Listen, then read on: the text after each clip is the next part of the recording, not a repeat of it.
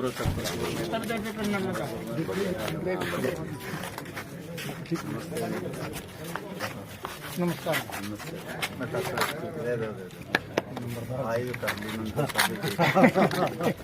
राम राम जी।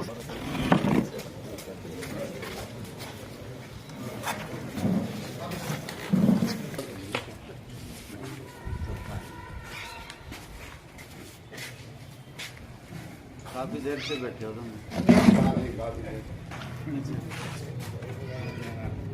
रोटी 5 बजे का दिया था टाइम, छोटे चेयर का कह दिया।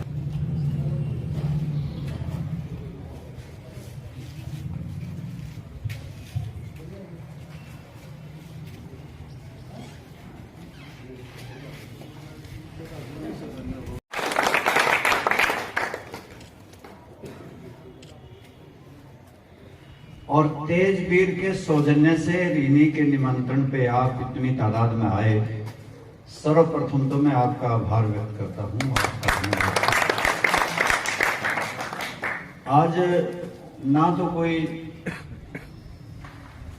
रैली है, ना कोई जलसा है, ना कोई प्रदर्शन है, ना कोई इलेक्शन है, केवल मात्र आपसे मिलने जुलने और सुख दुख की बात करने के लिए आपके बीच में आए थे। और यूं तो मैं आता ही रहता हूं, मैं कई रोज पहले आए रहा था यहाँ पे, अचानक आ गया था, कहीं मिलते रहते हैं, परंतु बैठ के बातचीत नहीं हो पा रही थी। और इस तरीके से जैसे आप आए हैं तो और मैं आया हूं तो राजनीतिक बात हो ही जाती है। भले ही हम कोशिश कर लें कि राजनीति नहीं, और राजनीति के बिना तो फिर चर्चा किस बात पे करेंगे। भारतीय जनता पार्टी की सरकार को बने हरियाणा प्रदेश में 8 वर्ष हो गए, 3 वर्ष ये निकल गए, यानी कि 5 पहले और 3 ये। चुनाव होने से पहले ये कहते थे 75 पार, और जेजेपी वाले कहते थे कि इन्हें करो जमुना पार, और जितने आजाद घूम रहे थे वो ये कहते थे हाय मर गए, रोए थे स्टेजों पे, घर वाली भी रोई और खुद भी रोए थे, रे बचा लो हमारे टिकट कट गए। परंतु जो भी सरकार बनाए सबने गठबंधन के किस प्रकार से गठबंधन है कह के चला जाऊं और उस बात को प्रमाणित ना कर सकूं तो ये बात अच्छी नहीं लगी। इन्होंने कहा था कि स्वामीनाथन आयोग की रिपोर्ट लागू करेंगे, किसान को मालो माल कर देंगे। किसान की जब जनहित याचिका की सुनवाई हो रही थी सुप्रीम कोर्ट में, इस स्वामीनाथन आयोग की रिपोर्ट के ऊपर बहस हो रही थी, तो केंद्र की भारतीय जनता पार्टी की सरकार ने एक हलफनामा एफिडेविट दिया कि हम इसको लागू कर ही नहीं सकते।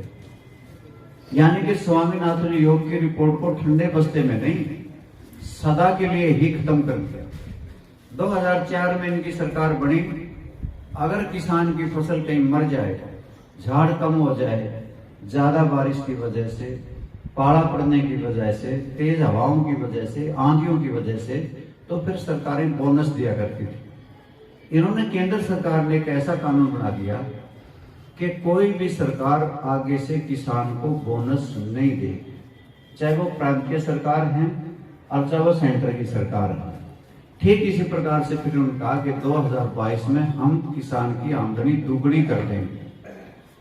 समझ में नहीं आया कि आमदनी दुगनी करने के नाम पे 3 इस प्रकार के कानून बना दिए कि उससे किसान को ये लगा कि एमएसपी खत्म हो जाएगा, किसान को ये लगा कि मंडियां खत्म हो जाएंगी, किसान को ये लगा कि इनके खेत खलिहान के मालिक बड़ी बड़ी अडानी और अंबानी जैसी बड़ी कंपनियां हो जाएंगी। तो किसान आंदोलित हो गए, दिल्ली के चारों तरफ बैठ गया और टोल प्लाजाओं पे बच्चे बूढ़े जवान। सरकार ये कहती रही ये तो किसाना के हित में है। उनके सहयोगी पार्टी और सहयोगी दल जेजेपी भी ये कहती रही कि ये कानून तो वापस हो ही नहीं सकते। आज तक कानून वापस हुए ही नहीं। जब 700 से ज्यादा जाने चले गए और 380 दिन निकल गए और ये देख लिया कि अब दिल्ली का चारों तरफ से घेराव किसानों ने कर लिया, तो देश के प्रधानमंत्री एकदम से आए और कहने लगे मैं इनको वापस लेता हूं। जब वो दिल्ली में बैठे थे, टोल प्लाजा पे बैठे थे, तो कोई कहता था सौ का फंड खा रहे हैं, आलूए पूरी जलेबी चल रहे हैं, और इसी तरह की 100 बातें इस तरह की कही उनको। परंतु जब कानून वापस लिए तो इस देश के इतिहास में पहली बार है देश का प्रधानमंत्री और सरकार झुकी हो। अन्यथा तो इन्होंने कानून बना दिया था कि दिल्ली की वायु को साफ सुथरी रखने के लिए, हवा को साफ सुथरा रखने के लिए इस प्रकार का कानून बना दिया था। किसान या मजदूर झाड़ पोछड़े फूंक देगा या कोई पराली फूंक देगा, अगर कोई आग लगा देगा तो 1 करोड़ रुपये जुर्माना और 10 साल की कैद हो जाएगी। इस कानून को भी ठंडे बस्ते में इन किसानों के आंदोलन ने ही रखवाया। फिर इस प्रकार से central electricity act amendment bill कहा गया, वो लेके आए थे जो सिलेक्ट कमेटी को गया हुआ। उसमें यह है कि कोई भी प्रांतीय सरकार अपने बलबूते पे न सामान मिलेगा ना उसको पेंशन मिलेगी। ऐसी अग्निवीर भर्ती करेंगे कि बेरोजगारी और बढ़ेगी और समाज में भी इस प्रकार की वो नौजवान जो ट्रेंड होंगे न जाने क्या होगा। साथियों, मेरा कहने का भाव ये था कि इन्होंने बेरोजगार नौजवानों के साथ भी खिलवाड़ किया, इनको लूटा भी और विदेशों में जाने के लिए मजबूर कर दिया, और यहाँ रहते हैं तो फिर उनको अग्निवीर बनाने का काम करने जा रहे हैं। इसी प्रकार से आप सबको याद होगा यह बात कि हमारे नौजवान जो भर्ती होते थे, किसान मजदूर के बेटे, वो इस देश की सेवा के लिए प्रेरित होकर के जाते थे, उसके बदले में नौकरी लेते थे। जान हथेली पे रख करके हमारे इन नौजवानों ने, बांके नौजवानों ने इस तिरंगे झंडे की आन बान शान को रखा। अपनी जान से भी प्यारा ये तिरंगा झंडा रखा। आप सबको पता होगा कभी इस तिरंगे झंडे को झुकने भी नहीं दिया। परंतु मैंने भारतीय जनता पार्टी के राज में ये तिरंगा झंडा 20-20 रुपए में डिपो में बिकता हुआ मिला तो दुख तो बहुत हुआ। और फिर गलियों में किस प्रकार से ना कोई पता, कानून कायदे का पता, ना किस प्रकार से इसको लहराया जाए, ना इस बात का ध्यान रखा गया, बैठाया और डिपो में बेच दिया।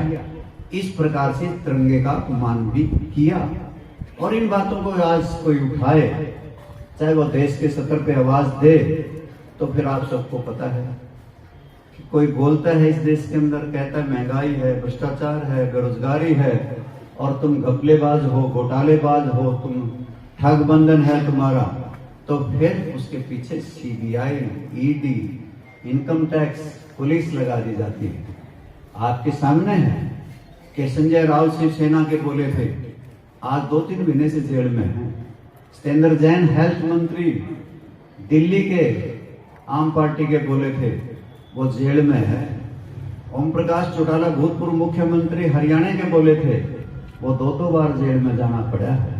लालू प्रसाद यादव बोले थे, उनके पीछे सीबीआई बड़े लंबे अंतराल के बाद लगाई गई। फारूक अब्दुल्ला बोले तो नोटिस दे दिया गया था।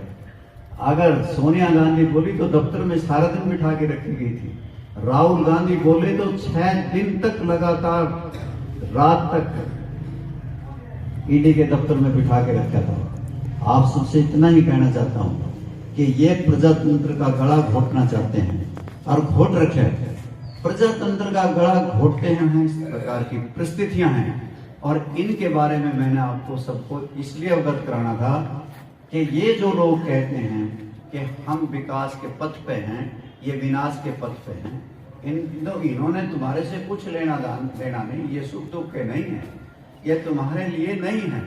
ये तो केवल अपने घर भरने के लिए लगे हुए, कमीशन खोरी का काम करने में लगे हुए हैं।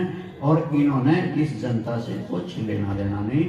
और जो भी आज सरकार की बात करते थे कुछ लोग, मैं भी किसी सरकार को, जेजेपी वाले भी कहें हमारी गढ़ियाँ चल रहे, और थारे बीजेपी वाले की भी सरकार, जितनी थार पे विकास की गंगा बही जाती हो बहा लो, हमें जितना काम करवाया जाता हो करवा लो इनसे। ये कुछ करने वाले नहीं। ये तो अखबारों में ये बयान दे दिया, इतने करोड़ रुपये डैंड को, इतने पकड़ावे को, इतने सोलू माजरा को, इतने करोड़ रुपये जाजमपुर के, इतने में तो पहले रेल ले मंगानी पड़ेगा। कहीं पैसा लग गया नहीं, ढेला धरातल पे है नहीं, कोई बड़ी प्रोजेक्ट लेके आए नहीं, कोई विकास की किसी प्रकार की कोई बड़ी बात लेकर के नहीं आए। आप छोटे से बुढ़ावे पर इतनी तादाद में आए और आप सबका जहाँ अभिनंदन करता हूँ, अभिवादन करता हूँ, आप सबका धन्यवाद भी करता हूँ। हनुमान जी भी आ लिए बहुत बहुत धन्यवाद।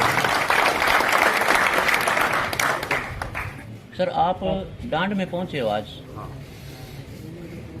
तेजवीर के निवास पर, तो आने का मेन उद्देश्य है?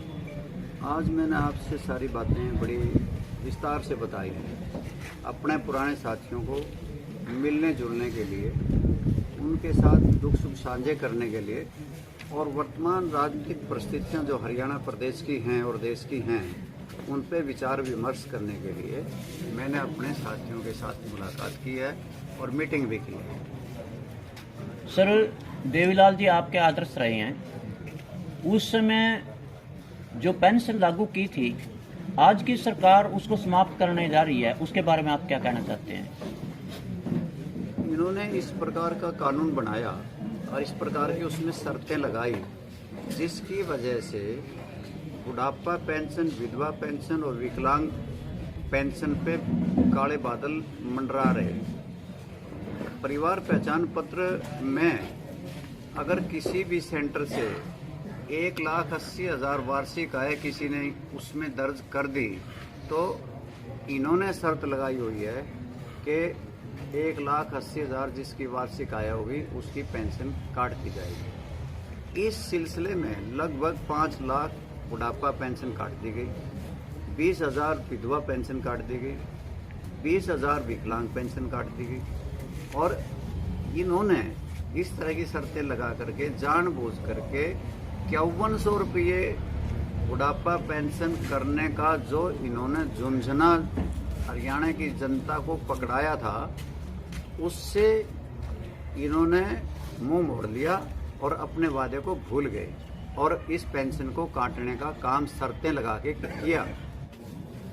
सर, सरकार कह रही है कि हमने हर एक प्रकार से जनता को खुशहाल कर दिया है, लेकिन जनता मारी मारी फिर रही है, उसके बारे में क्या कहना चाहेंगे? आज हरियाणा प्रदेश बेरोजगारी में नंबर 1 पे आया है। 25 लाख लोग हरियाणा प्रदेश के नौजवान बेरोजगार हैं और हरियाणा प्रदेश का HPSC और HSSC भ्रष्टाचार का अड्डा बन चुके हैं। हरियाणा प्रदेश के नौजवान प्रदेश की सरकार से विमुख होकर के विदेशों की तरफ रुख कर रहे हैं और अग्निपथ योजना लाकर के इन्होंने हरियाणा प्रदेश इन्हीं देश के जवानों के साथ कुठाराघात किया कि अग्निवीर भर्ती करेंगे और 4 साल में वो रिटायर हो जाएंगे। इसी प्रकार से हरियाणा प्रदेश में रक्षक ही भक्षक बन गए हैं, बाढ़ खेत को खाती है। हरियाणा प्रदेश में घपले और घोटाले हैं, चाहे वो आपके सामने सफाई घोटाला है, तालाब खुदाई घोटाला है, रिचार्ज बोर्ड घोटाला है, रजिस्ट्री घोटाला है, धान घोटाला है, शराब घोटाला है। हरियाणा प्रदेश को ये लूटने में दोनों हाथों से लगे हुए। आज किसानों के साथ किस प्रकार से उनकी फसल के आने पे ये किस प्रकार से सौतेला व्यवहार कर रहे हैं। न्यूनतम समर्थन मूल्य जीरी का मिल नहीं रहा, बाजरा बारिश की वजह से किस प्रकार से मंडियों में लूटा जा रहा है, उसका भी न्यूनतम समर्थन मूल्य नहीं मिल रहा। और आप जानते हैं किस प्रकार से बिजली के कनेक्शन इन्होंने कह दिया कि कोठा बनाओ, आप पोल के पैसे जमा कराओ, तार के पैसे, इंसुलेटर के पैसे जमा कराओ, ओसवाड़ की मोटर ले आओ और अंडरग्राउंड पाइपलाइन बिछाओ और फिर कहते हैं फॉरा सिस्टम लगाओ और फिर कह देते हैं कि कनेक्शन नहीं होगा। 85,000 दरखास्तें किसानों की पेंडिंग पड़ी हैं। आज जल घर हैं तो जल नहीं और बिजली घर हैं तो बिजली नहीं। ये अडानी और अंबानी से बिजली मोल लेते हैं, हमारे थर्मल पावर स्टेशन सारे बंद पड़े हैं। आज हरियाणा प्रदेश में इन्होंने परिवार पहचान पत्र भी एक समस्या खड़ी कर दी कि बिजली या पानी सब उस पर दर्ज हो जाएंगे, पानी के रेट 5 गुना हो जाएंगे और इसी प्रकार से बुढ़ापा पेंशन को भी इसी परिवार पहचान पत्र के जरिए काटने में लगे हुए हैं। और हरियाणा प्रदेश में जंगल राज है। आज लूटपाट, डकैती और किस प्रकार से बलात्कार की घटनाएं निरंतर बढ़ रही हैं और प्रदेश की सरकार कुंभकर्ण की नींद सो रही है। महंगाई आसमान को छू रही है, चाहे पेट्रोल है, डीजल है, रसोई गैस है, PNG है, CNG है, रोड़ी है, बजरी है, सीमेंट है, सरिया है, लोहा है, सब आसमान को छू रहे हैं। दाल है, चीनी है, चाय है, सब महंगे हो रहे हैं। आम आदमी का जीना दुर्भर हो गया है और आज रोजगार खत्म हो गया। थैंक यू सर, धन्यवाद। Thank you. आप